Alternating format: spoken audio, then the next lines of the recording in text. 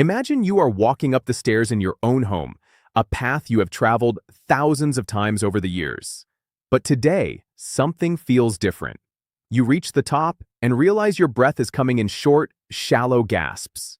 You feel a heaviness in your chest, almost as if you are wearing a weighted vest. You might tell yourself that you are just getting older. You might think this is simply what happens when you cross 60. But what if your body is trying to send you a message? What if your heart is actually crying out for help, working twice as hard as it should be just to keep you moving?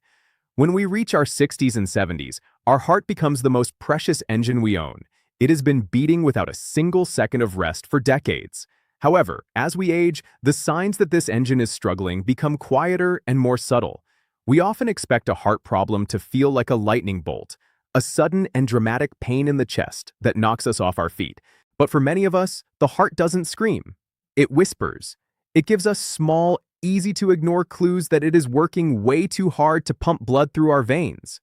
The danger of ignoring these whispers is the loss of our independence. We all want to be the grandparent who can run around the yard with the kids. We want to be the person who can travel, garden, and enjoy a long walk on a Sunday afternoon. If we ignore the signs that our heart is overworked, we risk losing those moments. Today, I want to talk to you as a friend and a guide. We are going to uncover the 7 signs that your heart is working too hard, and more importantly, how you can give your heart the relief it deserves so you can keep living your life to the fullest. The first sign is a specific kind of exhaustion that feels different from normal tiredness. We all know what it feels like to be tired after a long day of work or chores. That is a healthy fatigue. But when your heart is struggling, you might experience what doctors call profound fatigue. This is a heaviness in your limbs that doesn't go away with a good night's sleep. You might find that tasks which were easy 6 months ago, like making the bed or walking to the mailbox, now leave you needing to sit down for 20 minutes. Think of your heart like a water pump in an old house. If the pump is strong, the water reaches every room instantly. But if that pump starts to wear out, the water barely trickles into the furthest rooms. In your body, those furthest rooms are your muscles and your brain. When your heart can't pump enough oxygen-rich blood to your muscles, they feel like lead. You aren't just lazy, and you aren't just aging quickly. Your engine is simply struggling to deliver the fuel.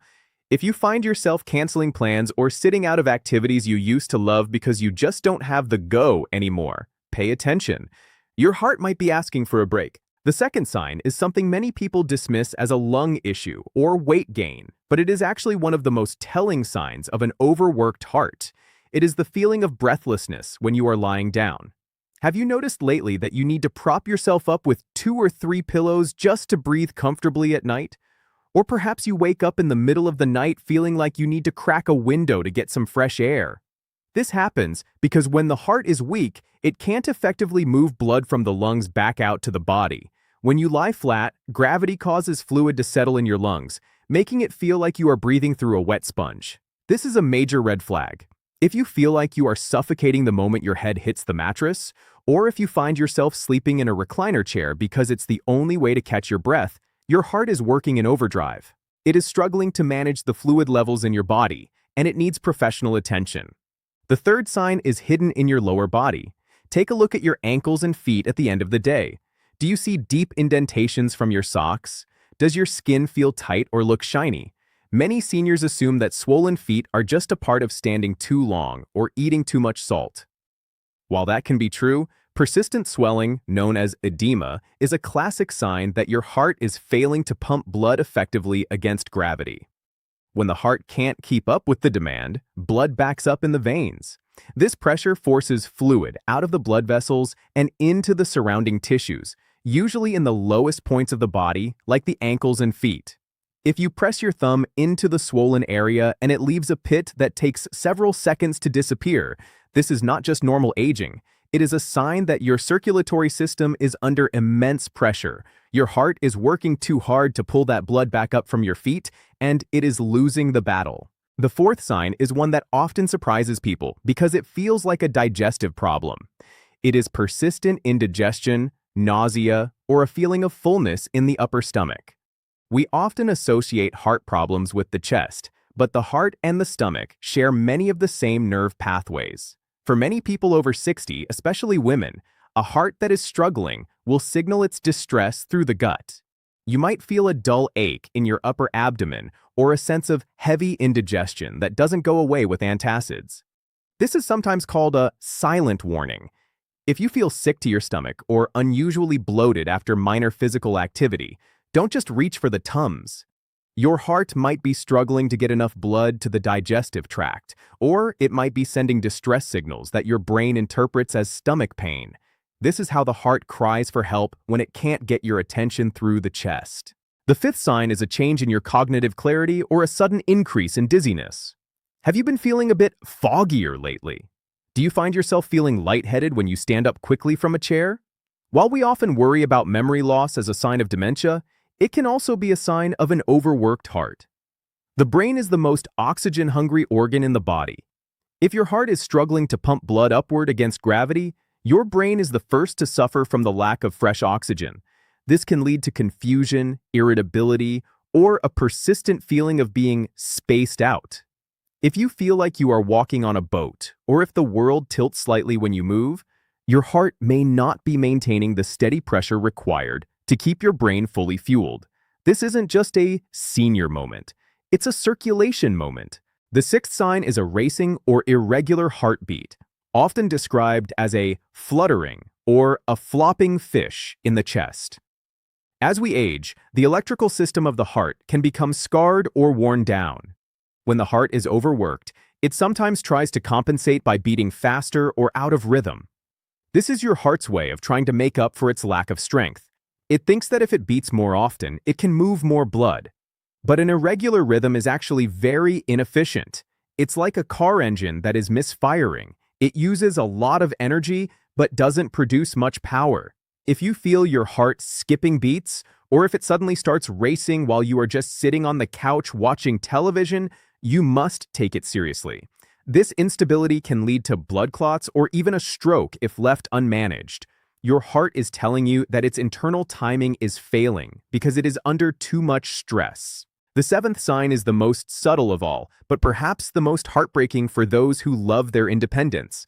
It is a decrease in your functional window. Think back to 5 years ago. What could you do in a day without feeling wiped out? Now look at your life today. Have you slowly, almost without noticing, narrowed your world? Do you avoid the grocery store because the walk from the parking lot is too much? Do you stay home more often because you're afraid of getting tired? This gradual shrinking of your life is often a defense mechanism your body uses to protect an overworked heart. You are subconsciously doing less because your heart can no longer support more. But this doesn't have to be your permanent reality. When you recognize that your world is getting smaller, you are actually recognizing that your heart needs support. Why does this happen so much more frequently after we turn 60? It is because our arteries naturally begin to stiffen. Think of a brand new garden hose. It is flexible and easy to move, but if you leave that hose out in the sun for 20 years, it becomes brittle and hard. Our blood vessels do the same thing. This is called hardening of the arteries. When the vessels are stiff, the heart has to push much harder to force blood through them. Imagine trying to blow air through a wide straw versus a tiny coffee stirrer. The effort required is vastly different. Over time, this extra effort causes the muscle of the heart to thicken and then eventually weaken. This is why the signs we discussed, the fatigue, the swelling, the breathlessness, are so common in our senior years. Our heart has been working against higher pressure for a long time. But here is the good news. Even if you have noticed one or several of these signs, it is never too late to give your heart the relief it needs. Your heart is an incredibly resilient muscle. With the right changes, you can actually reduce the workload on your heart and regain much of that lost energy and independence. The first and most powerful thing you can do is to manage the pressure in the pipes. This means watching your salt intake. I know you've heard this before, but do you know why it matters so much after 60? Salt acts like a sponge in your blood. It pulls water into your bloodstream. The more water in your blood, the higher the volume. And the more volume your heart has to pump, the harder it has to work. By simply reducing processed foods and hidden salts, you are essentially draining the excess. and giving your heart an immediate break. It's like taking a heavy backpack off a weary hiker. Another vital habit is gentle, consistent movement. Many people think they need to join a gym or start running to save their heart, but that can actually be dangerous if your heart is already overworked. Instead, think of circulatory movement. A simple 15-minute walk on flat ground twice a day acts as a secondary pump for your body. When you walk, your calf muscles squeeze the veins in your legs, helping to push blood back up toward your heart. This takes a massive load off your heart muscle. You are essentially using your legs to help your heart do its job. If you can't walk easily, even seated leg lifts or ankle circles while watching the news can make a difference. The goal is to keep the fluid moving so it doesn't settle and create pressure. Let's talk about a common mistake many of us make. We often assume that if we take our blood pressure medication, we are cured and don't need to worry about our heart's workload. But medication is only one piece of the puzzle. It's like putting a bandage on a leaky pipe. It helps, but you still need to make sure you aren't putting too much pressure on that pipe in other ways. Stress management is often overlooked in senior health, but it is critical. When we are stressed or anxious, our body releases cortisol and adrenaline. These chemicals tell the heart to beat faster and the blood vessels to constrict. For a 20-year-old, this is fine. For a 70-year-old with stiffened arteries, this is like redlining a car engine. Finding ways to stay calm, whether through reading, prayer, deep breathing, or spending time with a pet, isn't just about mental health. It is a physical necessity for your heart's survival. I want to share a bonus tip that many people find surprising. It involves your sleep position and your hydration. If you find yourself waking up with swollen feet, try elevating the foot of your bed by just 2 or 3 inches. You can use a sturdy piece of wood or a specialized wedge. This uses gravity to help your heart during the night, preventing fluid from pooling in your lower extremities. Additionally, many seniors stop drinking water in the evening because they don't want to wake up to use the bathroom. While this is understandable, dehydration actually makes your blood thicker and harder to pump. It makes your heart work harder. Try to get most of your hydration before 5 in the afternoon, but don't let yourself become dry. Keeping your blood at the right consistency is one of the kindest things you can do for an overworked heart. There is a common myth that once your heart starts to show signs of wear and tear, the decline is inevitable. I want you to know that this is simply not true. I have seen people in their 80s reclaim their ability to walk miles every day simply by listening to these signs and making small, consistent adjustments. Your body is not failing you, it is communicating with you. When you feel that fatigue or see that swelling, don't meet it with fear, meet it with action. Treat your heart with the respect it deserves. It has been your constant companion since before you were even born. It has beat through your first steps, your first love, your hardest days, and your greatest joys. It is a loyal friend that just needs a little help to keep going. If you have noticed these signs, please make an appointment with your doctor. Don't go in and say, "I'm just getting old." Go in and say, "I've noticed my ankles are swollen. I'm propping myself up on pillows to breathe, and I'm feeling a new kind of exhaustion." Give your doctor the specific clues they need to help you.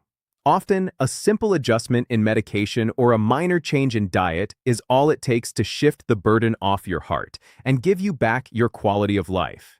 You have so many more memories to make. You have wisdom to share and family to love. Don't let an overworked heart steal those years from you. Take a deep breath right now. Feel your chest rise and fall. That simple act is fueled by your heart. It is working for you right this second. Tomorrow morning when you wake up, I want you to try one small thing. Before you even get out of bed, spend 60 seconds just breathing deeply and stretching your ankles. Remind yourself that today you are going to be a partner to your heart. You are going to move a little more, eat a little less salt, and listen to what your body is saying. You are worth the effort. Your health is the foundation of your freedom, and your heart is the center of that foundation. Thank you for spending this time with me today. It is an honor to help you navigate these years with strength and clarity. If you found this information helpful, please share it with a friend or a loved one who might be ignoring these signs. We are all in this together, and by looking out for one another, we can all live longer, healthier, and more independent lives. Remember, Your heart doesn't have to work so hard if you give it the support it needs. Stay proactive, stay positive, and most importantly, stay well. I look forward to seeing you in our next conversation about protecting your health and your future.